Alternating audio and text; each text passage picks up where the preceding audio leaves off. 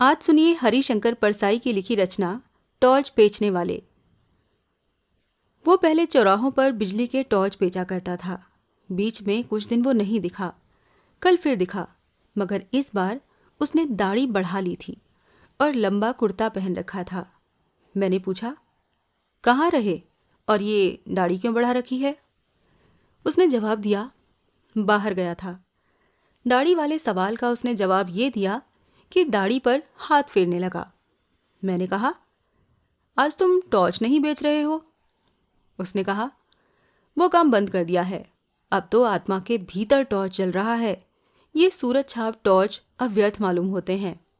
मैंने कहा, तुम शायद संन्यास ले रहे हो। जिसकी आत्मा में प्रकाश फैल जाता है वो इसी तरह हरामखोरी पर उतर आता है। किससे दीक्षा ले आए? मेरी बात से उसे पीड़ा हुई। उसने कहा, ऐसे कठोर वचन मत बोलिए। आत्मा सबकी एक है। मेरी आत्मा को चोट पहुंचाकर आप अपनी ही आत्मा को घायल कर रहे हैं। मैंने कहा, ये सब तो ठीक है, मगर ये बताओ कि तुम एकाएक ऐसे कैसे हो गए? क्या बीवी ने तुम्हें त्याग दिया या उधार मिलना बंद हो गया? क्या हुक्कारों से ज्यादा तंग करना शुरू कर दिया है? क्या चोरी के मामले में फंस गए हो? आखिर बाहर का टॉर्च भीतर आत्मा में घुस कैसे गया? उसने कहा, आपके सब अंदाज गलत हैं। ऐसा कुछ नहीं हुआ। एक घटना हो गई है जिसने जीवन बदल दिया। उसे मैं गुप्त रखना चाहता हूँ, पर क्योंकि आज ही मैं यहाँ से दूर जा रहा हूँ, इसीलिए आपको सारा किस्सा सुनाई देता हूँ। उसने बयान शुरू किया। 5 साल पहले की बात है। मैं अपने एक दोस्त के साथ हताश एक जगह बैठा था। हमारे सामने आसमान को छूता हुआ एक सवाल खड़ा था। वो सवाल था, पैसा कैसे पैदा करें? हम दोनों ने उस सवाल की एक एक टांग पकड़ी और उसे हटाने की कोशिश करने लगे। हमें पसीना आ गया, पर सवाल हिला भी नहीं। दोस्त ने कहा, यार, इस सवाल के पांव जमीन में गहरे गढ़े हैं, ये नहीं उखड़ेगा। इसे टाल देते हैं। हमने दूसरी तरफ मुंह कर लिया, पर वो सवाल फिर हमारे सामने आकर खड़ा हो गया। तब मैंने कहा, यार, ये सवाल टलेगा नहीं। चलो इसे हल ही कर दें। पैसा पैदा करने के लिए कुछ काम धंधा करें। हम इसी वक्त अलग अलग दिशाओं में अपनी अपनी किस्मत आजमाने निकल पड़े। 5 साल बाद ठीक इसी तारीख को इसी वक्त हम यहाँ मिलें। दोस्त ने कहा, यार, साथ ही क्यों न चले? मैंने कहा, नहीं। किस्मत आजमाने वालों की जितनी पुरानी कथाएं मैंने पढ़ी हैं, सब में वो अलग अलग दिशा में जाते हैं। साथ जाने में किस्मतों के टकरा कर टूटने का डर रहता है। तो साहब, हम अलग अलग चल पड़े। मैंने टॉर्च बेचने का धंधा शुरू कर दिया। चौराहे पर या मैदान में लोगों को इकट्ठा कर लेता और बहुत नाटकीय ढंग से कहता, आजकल सब जगह अंधेरा छाया रहता है। रातें बेहद काली होती हैं। अपना ही हाथ नहीं सोचता। आदमी को रास्ता नहीं दिखता। वो भटक जाता है। उसके पैरों में कांटे चुभ जाते हैं। वो गिरता है और उसके घुटने लहूलुहान हो जाते हैं। उसके आसपास भयानक अंधेरा है। शेर और चीते चारों तरफ घूम रहे हैं। सांप जमीन पर रेंग रहे हैं। अंधेरा सबको निकल रहा है। अंधेरा घर में भी है। आदमी रात को पेशाब करने उठता है और सांप पर उसका पांव पड़ जाता है। सांप उसे डस लेता है और वो मर जाता है। आपने तो देखा ही है साहब कि लोग मेरी बातें सुनकर कैसे डर जाते थे। भर दोपहर में वो अंधेरे के डर से कांपने लगते थे। आदमी को डराना कितना आसान है। लोग डर जाते, तब मैं कहता, भाइयों, ये सही है कि अंधेरा है, मगर प्रकाश भी है। वही प्रकाश मैं आपको देने आया हूँ। हमारी सूरज छाप टॉर्च में वो प्रकाश है जो अंधकार को दूर भगा देता है। इसी वक्त सूरज छाप टॉर्च खरीदो और अंधेरे को दूर करो।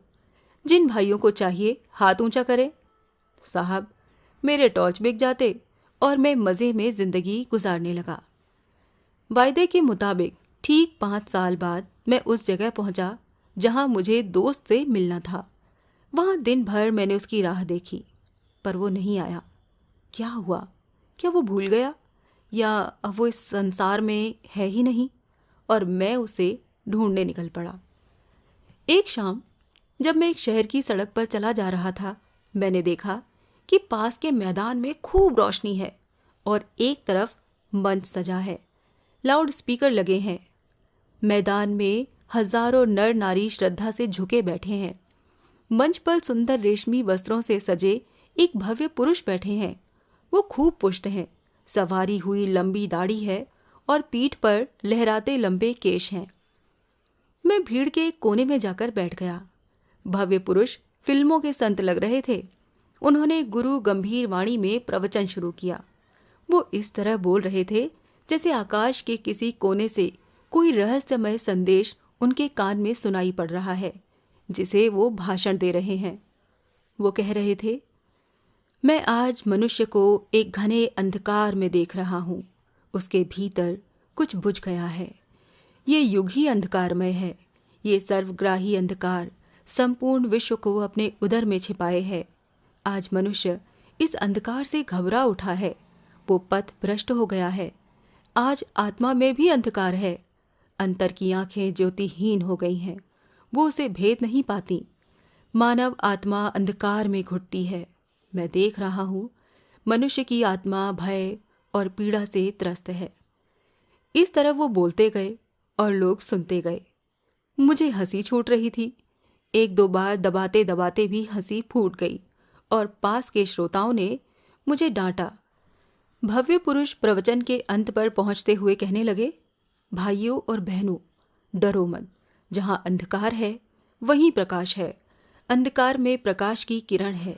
जैसे प्रकाश में अंधकार की किंचित कालिमा है, प्रकाश भी है। प्रकाश बाहर नहीं है, उसे अंतर में खोजो। अंतर में बुझी उस ज्योति को जगाओ। मैं तुम सबका उस ज्योति को जगाने के लिए आह्वान करता हूँ। मैं तुम्हारे भीतर वही शाश्वत ज्योति को जगाना चाहता हूँ। हमारे साधना मंदिर में आकर उस ज्योति को अपने भीतर जगाओ। साहब, अब तो मैं खिलखिलाकर हंस पड़ा। पास के लोगों ने मुझे धक्का देकर भगा दिया। मैं मंच के पास जाकर खड़ा हो गया। भव्य पुरुष मंच से उतरकर कार में चढ़ रहे थे। मैंने उन्हें ध्यान से पास से देखा। उनकी दाढ़ी बढ़ी हुई थी, इसीलिए मैं थोड़ा झिझका, पर मेरी तो दाढ़ी नहीं थी। मैं तो उसी मौलिक रूप में था। उन्होंने मुझे पहचान लिया। बोले, अरे तुम। मैं पहचान कर बोलने ही वाला था कि उन्होंने मुझे हाथ पकड़कर कार में बिठा लिया। मैं फिर कुछ बोलने लगा तो उन्होंने कहा, बंगले तक कोई बातचीत नहीं होगी, वहीं ज्ञान चर्चा होगी। मुझे याद आ गया कि वहाँ ड्राइवर है। बंगले पर पहुंचकर मैंने उसका ठाठ देखा।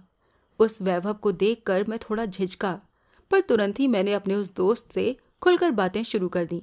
मैंने कहा, यार तू तो बिल्कुल बदल गया। उसने गंभीरता से कहा, परिवर्तन जीवन का अनंत क्रम है। मैंने कहा, साले फिलॉसफी मत बघार, ये बता कि तूने इतनी दौलत कैसे कमा ली 5 सालों में।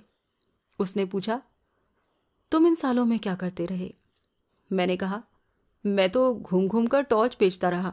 सच बता, क्या तू भी टॉर्च का व्यापारी है? उसने कहा, तुझे क्या ऐसा ही लगता है? पर क्यों लगता है? मैंने उसे बताया कि जो बातें मैं कहता हूँ वही तू कह रहा था। मैं सीधे ढंग से कहता हूँ, तू उन्हीं बातों को रहस्यमय ढंग से कहता है। अंधेरे का डर दिखाकर लोगों को टॉर्च बेचता हूँ। तू भी अभी लोगों को अंधेरे का डर दिखा रहा था।